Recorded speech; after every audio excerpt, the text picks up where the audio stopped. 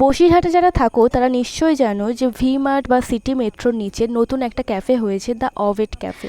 আমরাও চলে গেছিলাম সেদিনকে, আর আমরা গেছিলাম দুপুরবেলায়, তার জন্য ক্যাফেটা একদম ফাঁকা ছিল। আর ক্যাফেটা তোমাদেরকে ঘুরিয়েও দেখালাম, ছোট্ট খাট্টোর মধ্যে ভীষণ সুন্দর একটা ক্যাফে। আমরা গিয়ে আগে মেনু কার্ড দেখে অর্ডার দিয়ে দিয়েছিলাম আর ওয়েট করছিলাম যে আমাদের অর্ডারটা কখন আসবে। তো দাদা খুব সুন্দরভাবে আমাদের দেখো সার্ভ করে দিয়েছিল। আর এখানে মোমোর ডিজাইনগুলো তো একদম ইউনিক টাইপের। কি আমরা অর্ডার করেছিলাম চিকেন ফ্রাইড মোমো আর একটা চিকেন ললিপপ।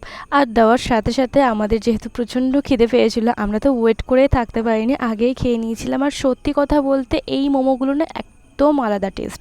মোমোর ভিতরে ভরপুর চিকেনের স্টাফিং ছিল, যার জন্য খেতে দারুণ লেগেছে। তোমরা যদি এই দ্য অভেট ক্যাফেতে যাও অবশ্যই কিন্তু মোমোটা ট্রাই করো, যে কোনো মোমো হতে পারে।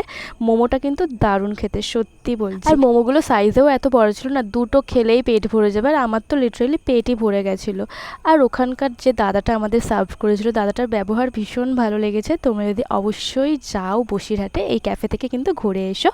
তারপরে আমরা খেয়েছিলাম হচ্ছে এই যে চিকেন ললিপপ, এটা দেখতেও কিন্তু বেশ সুন্দর হয়েছিল। এদিকে বোন ফার্স্টে ট্রাই করেছিল, ও তো বলছিল ভালো খেতে, তারপরে আমিও খেয়ে দেখলাম যে না সত্যি ভালো খেতে। এরকম ছোট্টখাট্ট একটা ক্যাফেতে কিন্তু বন্ধুদের সাথে বা যে কারোর সাথে আড্ডা দেওয়ার কিন্তু একটা ভালো জায়গা। তো আমার পার্সোনালি ক্যাফেটা বেশ ভালোই লেগেছে, এখানকার অ্যাম্বিয়েন্সটাও খুব ভালো। তোমরা কারা কারা এই ক্যাফেতে গেছো সেটা কিন্তু অবশ্যই কমেন্ট করে। চলো।